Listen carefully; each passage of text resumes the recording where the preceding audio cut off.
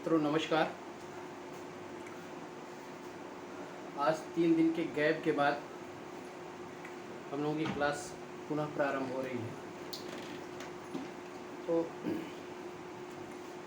अभी तक हमने इसके पहले मध्यकालीन भारत के विषय में या पूर्व मध्यकाल के भारत के विषय में जो राजवंशों का अध्ययन कर रहे थे, उसमें मैंने सिर्फ 2 टॉपिक आपको, एक गुर्जर प्रतिहार के विषय में और एक आपको गहरवाल के विषय में, ठीक है, दोनों के विषय में ही मैंने डिटेल्स बताई थी। इसके बाद जो अनेक राजवंश और हैं, ठीक है, और दक्षिण भारत के भी कुछ वहाँ के राजवंश हैं जिसके विषय में हमको जानकारी लेनी, लेकिन मैं अभी अध्ययन किया इस चीज़ का, तो मैं यूडीए के लिए या आरओ के लिए इस पीरियड से बहुत ही कम क्वेश्चन उठे हैं, बहुत ही कम, ठीक है। और ये एक ऐसा आपका टाइम पीरियड है 800 से लेकर 1200 तक, जिसमें अनेक राजवंश हैं और इसमें व्यक्ति उलझ जाता है, ठीक है। तो आज मैंने निर्णय लिया है कि इसमें मैं बाद में हमको समय मिलेगा तो मैं इसको पढ़ा दूँगा, ठीक है। ये 800 से लेकर 1200 के बीच में और भी, ठीक है, वैसे आने की संभावना आपकी बिल्कुल नगण्य रहती है, कम रहती है। इसलिए आप जो है इसको यहीं पे ब्रेक करें, छोड़ दें, और हम आते हैं भारत में मुस्लिम आक्रमण और उसके बाद से हमारा मध्यकालीन जो भारत शुरू होता है, ठीक है, इसके विषय में हम लोग अध्ययन करते हैं, ठीक है। इस और आपके जो अनेक राजवंश हैं, उन राजवंशों का इतिहास बहुत ज़्यादा जानने की ज़रूरत नहीं है और ये आपके लिए एक उलझाऊ रहेगा, ठीक है। तो हम इसको आज यहीं पे ब्रेक करके आगे बढ़ते हैं, आपका मध्यकालीन भारत और मुस्लिम आक्रमण, ठीक है। भारत पर हेडिंग आप लोग डाल लीजिएगा, भारत पर अरबों का आक्रमण। भारत पर अरबों का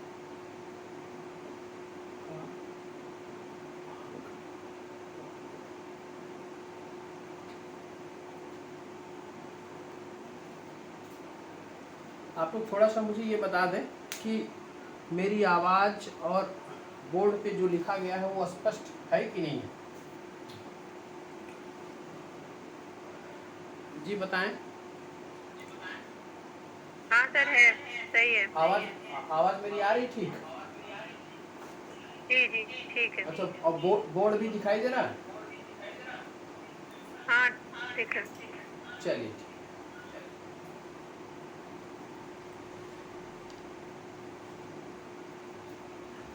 अब देखिए, भारत, आपने इस्लाम के विषय में सुना होगा कि इस्लाम का जो जन्म होता है, ठीक है, उसकी किंवदंतियाँ तो अलग है, लेकिन इस्लाम के पैगंबर मोहम्मद साहब,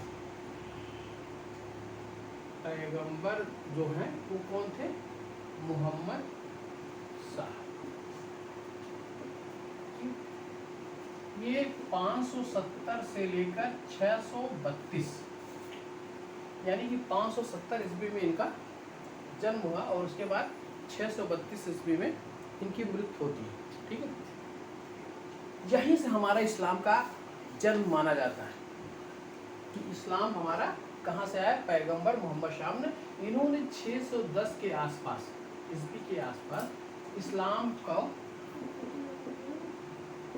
प्रचार प्रसार शुरू किया, प्रचार प्रसार प्रारंभ किया। कब? 610 के आसपास, ठीक है। उसके बाद हम देखते हैं कि क्योंकि अरब के क्षेत्र में ये इस्लाम का जन्म हुआ था और प्रारंभिक रूप में ये क्या थी? मदीना, ठीक है, मदीना जो खलीफा के रूप में जाने जाते थे, इनकी राजधानी क्या थी? मदीना। और उसके बाद से राजधानी कहाँ पर शिफ्ट हुई? दशमिक, मदीना से दशमिक और दशमिक से बगदाद, ठीक है। ये राजधानी का शिफ्टिंग हुआ। पहले कहाँ थे? मदीना, मदीना से दशमिक, दशमिक से बगदाद। और कहाँ? इनके जो खलीफा हुए पैगंबर मोहम्मद साहब के बाद, उस खलीफा का नाम, इसके बाद मोहम्मद साहब के नाम के बाद अबू बकर उमर, ये खलीफा कब हुए? पैगंबर मोहम्मद साहब के बाद। ठीक है, खलीफा को माना जाता है ईश्वर का प्रतिनिधि। ठीक है, कि इन्होंने, अल्लाह ने इन्हें भारत में, मतलब अपने पृथ्वी पर लोगों को, ठीक है, ईश्वर के प्रतिनिधि के रूप में इन्हें भेजा, ये खलीफा कहलाते थे। ठीक है, और उसके बाद अबू बकर उमर के बाद जो है इसके खलीफा जो बनते हैं वो उस्मान बनते हैं। ठीक है, और उस्मान के बाद अली बनते हैं। ठीक, अब यही अबू बकर उमर जब थे तो तब तक मदीना राजधानी थी। उस्मान के शासनकाल में, उस्मान खलीफा के समय राजधानी दशमिक चली गई, और अली के बाद जो है ये अब्बासी खलीफा कहलाते हैं। उमैया के समय राजधानी कहाँ हो गई? दशमिक। और अब्बासी खलीफा के समय, अब्बासी खलीफा के समय राजधानी कहाँ हो गई? बगदाद। ठीक है, अब एक इसका सीक्वेंस आप लोग देख लीजिए कि पैगंबर मोहम्मद साहब 570 से लेकर 632 में 610 के आसपास इस्लाम का प्रचार प्रसार इन्होंने शुरू किया। उसके बाद प्रारंभिक इसका जो केंद्र था वो मदीना में था। मदीना के बाद जो है यहाँ पे जो खलीफा आए, खलीफा पहले अबू बकर उमर आए, और अबू बकर उमर के बाद आपके उस्मान आए, उस्मान के बाद अली आए, ये खलीफा आए। और उसके बाद जो है इनका जो शासनकाल हुआ, उमैया वंश के शासनकाल में ये दशमिक राजधानी परिवर्तित किए, और उसके बाद अब्बासी खलीफा के समय राजधानी बगदाद हो गई। बस इतना ही आप इनकी जानकारी रखिए। ठीक है, उसके बाद हम भारत के परिप्रेक्ष्य में इस्लाम की बात करेंगे कि भारत में कैसे इस्लाम का आगमन हुआ। ठीक है, तो आप लोगों ने सुना होगा कि 711-12 के आसपास मोहम्मद बिन कासिम का नाम, मोहम्मद बिन कासिम ने पहली बार भारत पर आक्रमण किया। उसके पहले हम देखते हैं कि अरबों का भारत के, दक्षिण भारत के क्षेत्रों के साथ व्यापारिक संबंध कायम थे। हम इसके पहले देखते हैं। ठीक है, वो व्यापारिक संबंध जैसे भारत के थाना जो बंदरगाह था, देवल बंदरगाह था। ठीक है, उसके बाद आपके मालाबार बंदरगाह, ठीक है, शोपारा बंदरगाह। ठीक है, यहाँ पर अरबों के साथ व्यापारिक संबंध भारतीयों के काफ़ी पहले से चले आ रहे थे। ठीक है, फिर धार्मिक और सैनिक गतिविधियों के कारण जो है इसमें थोड़ी जो बड़ी शांति के साथ व्यापार करते थे, लेकिन फिर इन्होंने धार्मिक भावनाओं के कारण यहाँ पर थोड़ी सी अशांति उत्पन्न हुई। तो अशांति उत्पन्न करने के बाद क्या हुआ कि 638 ईस्वी में, ठीक है, इन अरबों ने देवल बंदरगाह पर आक्रमण कर उसे लूटने की कोशिश की। फिर उसके बाद 643 ईस्वी में, आपको सिर्फ कहानी इसको ध्यान में रखिएगा, बहुत ज़्यादा इस पर डेप्थ जाने की ज़रूरत नहीं है। 643 ईस्वी में इन्होंने पुनः इन क्षेत्रों पर आक्रमण कर इस पर अधिकार करने की कोशिश की, लेकिन असफल होते हैं। उसी बीच क्या होता है कि उत्तर पश्चिम का जो क्षेत्र रहता है, ठीक है, वहाँ पर दाहिर नामक एक शासक, ठीक है, वो ब्राह्मण वंशी शासक रहता है। वो उसका शासनकाल, वो साम्राज्य रहता है उत्तर पश्चिम के क्षेत्रों पर, मतलब सिंध से सटा हुआ। इसके थोड़ी सी पृष्ठभूमि में हम जाते हैं तो जो दाहिर है, दाहिर के पहले जो ब्राह्मण वंशी शासक है, उसके पहले यहाँ पर राय वंशियों का शासन था। ठीक है, इसके पहले किसका शासन था?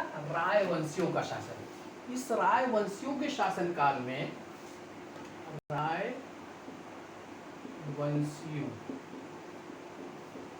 का शासन कब? दाहिर से पहले। ठीक है, इसके शासनकाल में एक राय द्वितीय करके शासक थे। इनकी मृत्यु के बाद इनकी विधवा से चच नामक एक इनका मंत्री जो ब्राह्मण था, उसने इनकी विधवा से विवाह कर लिया। ठीक है, इनका नाम था राय साहसी द्वितीय, राय साहसी द्वितीय। ये रायवंशियों का शासनकाल था और राय साहसी द्वितीय के शासनकाल में जब इनकी मृत्यु हो गई, इनकी विधवा से चच नामक ब्राह्मण, इनका जो मंत्री था, उसने विवाह कर लिया और इस क्षेत्र पर अपना अधिकार स्थापित कर लिया। चच के बाद जो शासक हुआ ये कौन सा? ब्राह्मण वंशी था, ब्राह्मण समुदाय से था, ठीक है। इसके बाद जो शासक हुआ उसका नाम चंदर, और चंदर के बाद उसका भतीजा शासक हुआ, उसका नाम दाहिर। अब आप दाहिर के विषय में जान गए होंगे कि दाहिर कौन था, ठीक है। रायवंशियों का शासनकाल था और वहाँ पर राय साहसी द्वितीय शासक था। इसकी मृत्यु हो जाती है, उसकी विधवा से चच नामक ब्राह्मण जो इनका मंत्री था उसने विवाह कर लिया। चच के बाद चंदर शासक हुआ, चंदर के बाद इसका भतीजा दाहिर शासक हुआ, ठीक है। इसी समय ये घटना घटित होती है कि श्रीलंका से एक जहाज जो है कुछ नजराना लेकर वो जा रहा था कहाँ? खलीफाओं के क्षेत्र में, ठीक है। वहाँ खलीफा थे, वो खलीफा का नाम था वलीद, ठीक है। ये नजराना लेके जा रहा था, लेकिन देवल बंदरगाह के आसपास इस जहाज को लूट लिया जाता है, और जब लूट लिया जाता है तो इस खलीफा ने जो है राजा ताहिर से मांग किया कि वहाँ के लुटेरों को आप दंड दें, ठीक है। लेकिन राजा ताहिर इसमें असमर्थता व्यक्त करता है, और असमर्थता व्यक्त करने के कारण जो है इस खलीफा के जो सेनापति थे उन्होंने उस पर आक्रमण कर दिया, सिंध के क्षेत्र पर आक्रमण कर दिया। सिंध के क्षेत्र पर मोहम्मद बिन कासिम से पहले जो आक्रमणकारी थे वो पहला नाम उबैदुल्ला था, ठीक है। उसके बाद बुंदेल इब्न तहफा नाम के शासक थे, सेनापति थे। पहला नाम क्या था? उबैदुल्ला, उबैदुल्ला। दूसरा क्या था? बुंदेल इब्न तहफा। इन्होंने आक्रमण किया, लेकिन ये दोनों पराजित होते हैं और मारे जाते हैं। इसके बाद आक्रमण किसका होता है? मोहम्मद बिन कासिम का, बिन कासिम, ठीक है। कब होता है? 711-12 के आसपास, ठीक। अब यहीं से भारत पर चूंकि इसको सफलता मिल गई थी, इसलिए मोहम्मद बिन कासिम को कहा जाता है कि इसने भारत पर पहली बार आक्रमण किया। अरबों का आक्रमण किसके शासनकाल में हुआ? मोहम्मद बिन कासिम ने किया, जो सेनापति था, ठीक है। अब मोहम्मद बिन कासिम यहाँ पर विजयी होता है, और इस विजयी का होने का कारण क्या था कि राजा दाहिर की अदूरदर्शिता थी, उनका नकारापन था, ठीक है। और यह मुल्तान के आसपास जो सिंध का क्षेत्र है उस पर अपना अधिकार कर लेता है, ठीक है। अब अधिकार करने के बाद पराजित होता है कि इनकी रानियों ने जौहर किया था। जौहर के विषय में आप लोगों को पता होगा, एक सती प्रथा और एक जौहर प्रथा। जौहर प्रथा ऐसी थी कि जब ये राजा पराजित होते थे तो अपने सम्मान की रक्षा के लिए उनकी रानियां जो है एक साथ अग्नि में कूदकर मतलब अपनी जान दे देती थी। ये जौहर कहलाता था। तो जौहर कब हुआ? राजा ताहिर की रानियों ने, कई रानियां थी, इन्होंने जौहर कर लिया। मोहम्मद बिन कासिम ने इनको पराजित किया, ठीक है। और यह कौन सा युद्ध था? रावर का युद्ध था, जिसमें मोहम्मद बिन कासिम ने पराजित किया। अब आपको ध्यान देना क्या है, ध्यान क्या देना है, सारी कहानी अगर आप भूल भी जाएं तो कोई दिक्कत नहीं, सिर्फ ये करना है कि 711 में मोहम्मद बिन कासिम ने अरबों का जो प्रथम आक्रमण होता है उसमें ब्राह्मण वंशी शासक दाहिर को परास्त करता है। दाहिर की रानियां जौहर कर लेती हैं, और यह जो युद्ध होता है वह रावर का युद्ध कहलाता है। ये ध्यान में रखिएगा, ये बहुत इंपॉर्टेंट शब्द है, रावर का युद्ध, ठीक है। बस आपको इतने तथ्य दिमाग में रखने हैं, इससे आपका बहुत आसानी के साथ आप आगे इसकी कहानी समझ में आ जाएगी, ठीक है। अब रावर का युद्ध में पराजित हुआ था, रानियां क्या की? जौहर कर ली। इसके बाद जो शासक हुआ वो जय सिंह नाम था, दाहिर के बाद जय, ठीक, 5 वर्ष तक इसने शासन किया। जो थोड़ा सा क्षेत्र बचा था 5 वर्ष तक शासन किया और इसके बाद यह मुसलमान हो गया, मुसलमान हो गया। अब कुल मिला के जो सिंध का क्षेत्र है जिसमें मुल्तान भी शामिल था, ठीक है, वहाँ पर कौन सा आ गया, मुसलमानों का शासन वहाँ से, ठीक है। अब ये ध्यान रखिए। उसके बाद हम देखते हैं कि अब प्रश्न उठता है कि अरबों का भारत पे आक्रमण के बाद उसके क्या प्रभाव होते हैं, ठीक है। इस आक्रमण की सूचना, अरबों के भारत पर आक्रमण की सूचना कहाँ से प्राप्त होती है? एक पुस्तक आपकी है चचनामा, चचनामा। यह मूलतः अरबी में, मूलतः में लिखी गई है अरबी भाषा में, लेकिन इसका जो अनुवाद है वो फारसी में हम लोगों को उपलब्ध हुआ, अनुवाद फारसी में, चचनामा पुस्तक। इसके लेखक का पता नहीं चलता कि किसने लिखा था, ठीक है। और दूसरी एक किताब है आपकी अल बिलादुरी, नाम ध्यान रखिएगा, अल बिलादुरी।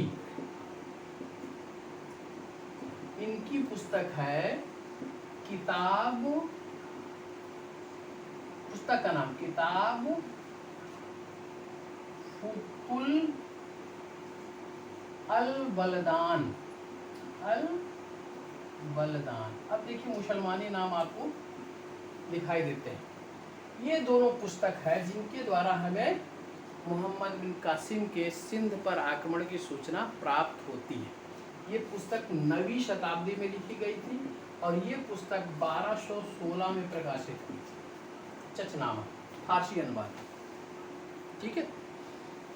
जब ये काफ़ी इम्पोर्टेंट फैक्ट है, चचनामा विषय में पूछा जाता है। इसके लेखक अज्ञात, किस भाषा में लिखी गई?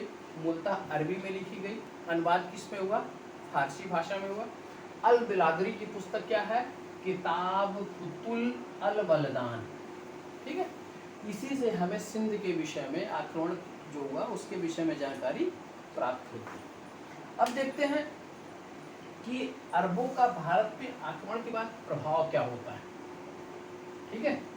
दोनों, भारत और अरब दोनों लोग प्रभावित हुए, सामाजिक क्षेत्र में भी और धार्मिक क्षेत्र में भी, दर्शन के क्षेत्र में, नक्षत्र विज्ञान के क्षेत्र में, यहाँ पर एक दूसरे को प्रभावित किए। इसमें सबसे ज़्यादा प्रभाव किस क्षेत्र में अरब प्रभावित हुए? अरब जो प्रभावित हुए वो भारतीयों से दर्शन के क्षेत्र में, ठीक है, नक्षत्र विज्ञान के क्षेत्र में, विज्ञान के क्षेत्र में, चिकित्सा शास्त्र के क्षेत्र में, ठीक है, ये सबसे ज्यादा, खगोल विज्ञान, वही नक्षत्र विज्ञान, ये सबसे ज्यादा यहाँ से प्रभावित हुआ। अरबों का क्या प्रभाव? अरबों ने क्या किया यहाँ पर? सिंध में आने के बाद एक हुआ ऊंट पालन, ऊंट पालन, और दूसरा जो है खजूर की खेती, खजूर की, ये दोनों सिंध में अरबों के आक्रमण के बाद ये दोनों प्रथाएं हमारे यहाँ आई, एक ऊंट पालन की और एक खजूर की खेती की। और इसके साथ साथ एक महत्वपूर्ण क्या कार्य हुआ कि यहाँ पर इन्होंने दिरहम नामक सिक्के का प्रचलन किया, सिक्के का प्रचलन, ठीक है। कौन सा सिक्का था? दिरहम, ठीक। और सबसे महत्वपूर्ण जो बात हुई वह हुआ कि यहाँ पर सबसे पहले जजिया कर लोगों के ऊपर लगाया गया। ये बहुत इम्पोर्टेंट फैक्ट है कि जजिया कर भारत में सबसे पहले कब आरोपित किया गया, ठीक है। तो ये आप तीनों फैक्ट ध्यान में रखिएगा, खजूर की खेती, ऊंट पालन, ठीक है, और दिरहम नामक सिक्के, ठीक। और उसके बाद जजिया नामक कर, सबसे पहले भारत पर जजिया कर मोहम्मद बिन कासिम ने आरोपित किया था। ठीक है, आपको ये पूरी कहानी अरब आक्रमण की समझ में आ गई होगी कि कैसे कैसे अरब आक्रमण हुआ। ठीक है, और यहाँ पर क्या हुआ कि अरब लोगों ने ब्रह्मगुप्त की पुस्तक थी आपका ब्रह्म सिद्धांत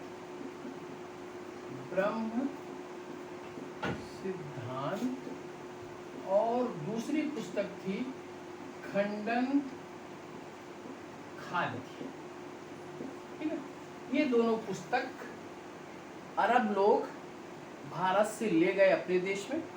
ठीक है, और इन्होंने भारतीयों की सहायता से इन पुस्तकों का फारसी में अनुवाद कराया, और फारसी में अनुवाद कराने वाला कौन व्यक्ति था? अल फजारी।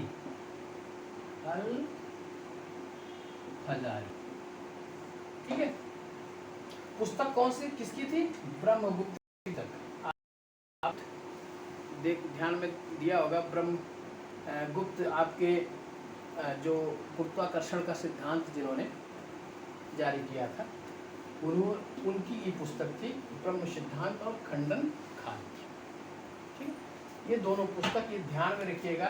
एक क्वेश्चन आ भी चुका है कि अरबों के आक्रमण के बाद वो कौन सी पुस्तक थी जो अरब लोग अपने देश ले गए और उसका फारसी भाषा में फिर अनुवाद कराया गया, सॉरी अरबी भाषा में अनुवाद कराया गया। ठीक है, ये कौन सी भाषा? अरबी।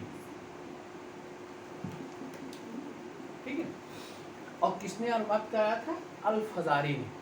ठीक है, तो अब हम भारत पे अरब आक्रमण के विषय में शॉर्ट में आपको समझा दें। आप ध्यान रखिएगा, 711-12 में मोहम्मद बिन कासिम ने सबसे पहले सिंध के क्षेत्र पर आक्रमण किया। उस समय राजा दाहिर वहाँ शासन करता था। रावर के युद्ध में उसे पराजित किया गया, और पराजित करने के बाद उसकी स्त्रियों ने जौहर किया, और जौहर करने के बाद जो शासक हुआ वो कौन हुआ? जयसिंह हुआ। वो 5 वर्ष के बाद जो है मुसलमान बन गया। ठीक है, और उसके बाद हमारे यहाँ पर इसकी जो सूचना प्राप्त होती है वो किससे प्राप्त होती है? चचनामा से और किताब फुतूल अल बलदान नामक पुस्तक से। और इसके बाद यहाँ पर क्या क्या प्रमुख रूप से प्रभावित किया? खगोल के विज्ञान के क्षेत्र में, चिकित्सा विज्ञान के क्षेत्र में ये सबसे ज़्यादा प्रभावित भारत के लोगों ने उन लोगों को किया। गणित के क्षेत्र में भी किया, और उसके बाद इन्होंने ब्रह्म सिद्धांत और खंडन खाद जो ब्रह्मगुप्त की पुस्तक थी वो वहाँ ले गए, और ले जाने के बाद अल फजारी ने इसका अनुवाद कराया। और भारत में पहली बार जजिया आरोपित करने का जो श्रेय है वह किसको प्राप्त है? मोहम्मद बिन कासिम। ठीक है, और दिरहम नामक सिक्के का प्रचलन करवाया। अब देखिए यहाँ तो ये हो गया। इसके बाद करीब अब 711 की घटना है, फिर करीब 300 वर्षों तक। ठीक है, जो इन्होंने, अब थोड़ी सी कहानी आपको और बता दें कि मोहम्मद बिन कासिम के जो उसके बाद खलीफा बना वो खलीफा सुलेमान बना। ठीक है, और 711 के बाद 700 करीब 15-16 के आसपास मोहम्मद बिन कासिम को उसने मृत्यु दंड प्रदान किया था सुलेमान ने। ठीक है, इसके बाद भारत पर इन अरबों का प्रभाव थोड़ा सा कम हो गया। ठीक है, और फिर इसके आगे वो बढ़ भी नहीं पाए। उसके बाद मुसलमानों का जो आगमन होता है वह पहला क्या है? महमूद गजनवी का तुर्क आक्रमण। ठीक है, ये महत्वपूर्ण घटना कब घटित होती है? करीब 1000 ईस्वी के आसपास, यानी कि 711 के बाद भारत पर कौन आए? तुर्क आए। तुर्क कब आए? करीब आपके 1000 के आसपास। अब तुर्कों का इतिहास थोड़ा सा आप जान लीजिए।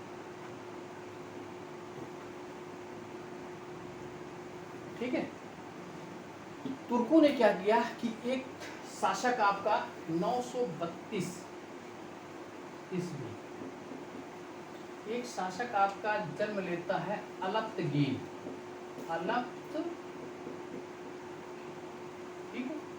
इसने गजनी नामक स्थान पर, गजनी नामक स्थान पर यामनी वंश की स्थापना कराई। कौन सा वंश था? यामनी वंश की स्थापना की। कौन शासक था? अलप्तगीन। कब? 932 में। ठीक है। यामनी वंश का फिर इसके बाद जो शासक आपके हुए, ठीक है, उस शासक में एक नाम है, इसके पुत्र का नाम इसहाक। इसके समय सेनापति कौन था? बलत्तगीन। बलत्तगीन।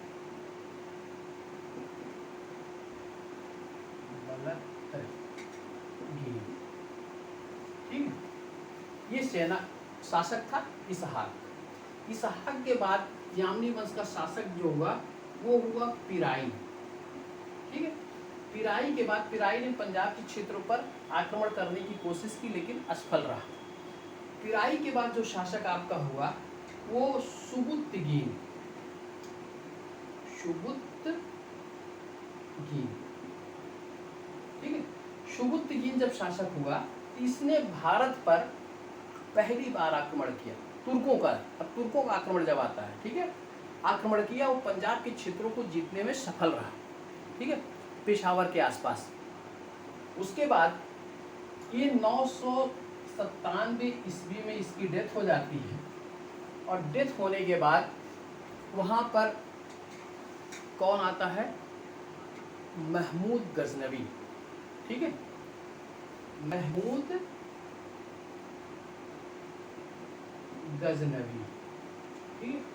महमूद गजनवी जब शासक बनता है तो इसी समय बगदाद का खलीफा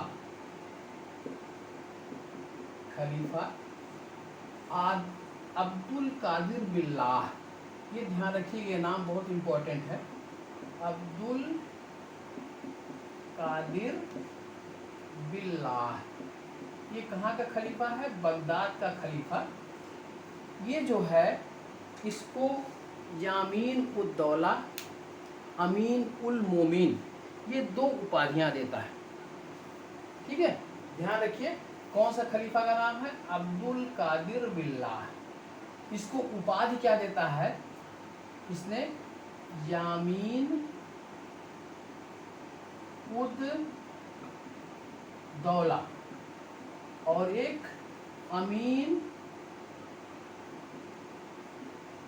उद मिल्लाह। ठीक है, ये दोनों उपाधियां देता है, और इसने मतलब इसको संबोधित करता है, और इसने सुल्तान की उपाधि धारण की। सुल्तान की उपाधि। ठीक है, पहली बार तुर्क वंश का कोई शासक सुल्तान कौन बना? वह था महमूद गजनवी। ठीक है, और महमूद गजनवी को किसने दिया था? अब्दुल कादिर बिल्लाह, उस समय बगदाद का खलीफा था। इसे दो इसको उपाधियां दी। कौन कौन सी? यामीन उद दौला, अमीन उद मिल्लाह। ठीक है, और इसने सुल्तान की उपाधि धारण की, और कहा जाता है इसी समय इसने भारत पर प्रत्येक वर्ष आक्रमण करने की कसम खाई। ठीक है, ये आपकी शुरुआत हुई तुर्कों की। तुर्कों के विषय में आपको बताया, पहला शासक कौन था? अलप्तगीन। अलप्तगीन के बाद इसहाक, इसहाक के बाद पिराई, पिराई के बाद आपके सुबुत्तगीन, और सुबुत्तगीन के बाद महमूद गजनवी। और महमूद गजनवी को अब्दुल कादिर बिल्लाह ने यामीन उद दौला, अमीन उल मोमिन की उपाधि इसने इसको दिया, और इसके साथ साथ इसने सुल्तान की उपाधि धारण की। ठीक है, अब इसने प्रत्येक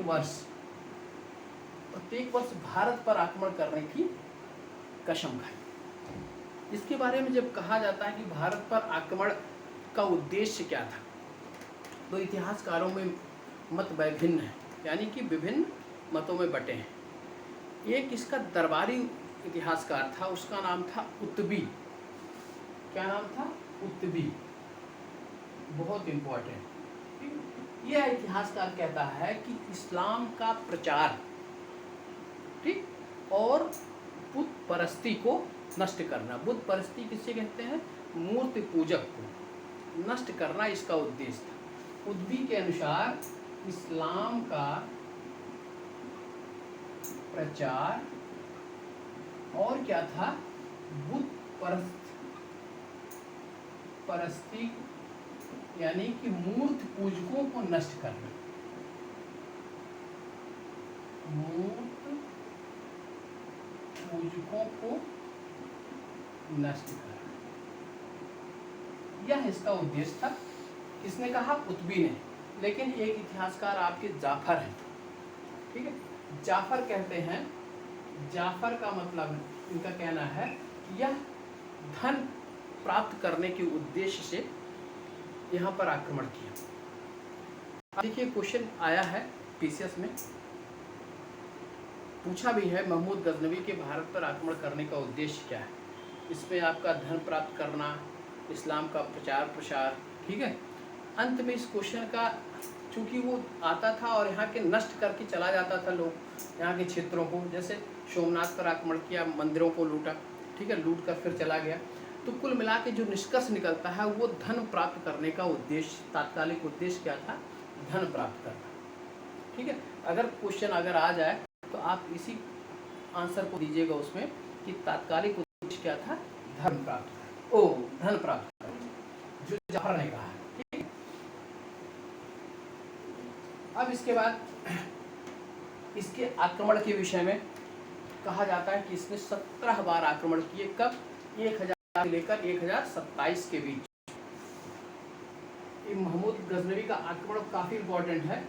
1000 ईस्वी से 1027 के बीच कितनी बार आक्रमण किया? 17 बार, ठीक है। यहाँ पे भी एक क्वेश्चन कमीशन के द्वारा पूछा गया था कि महमूद गजनवी का पहला आक्रमण कब हुआ?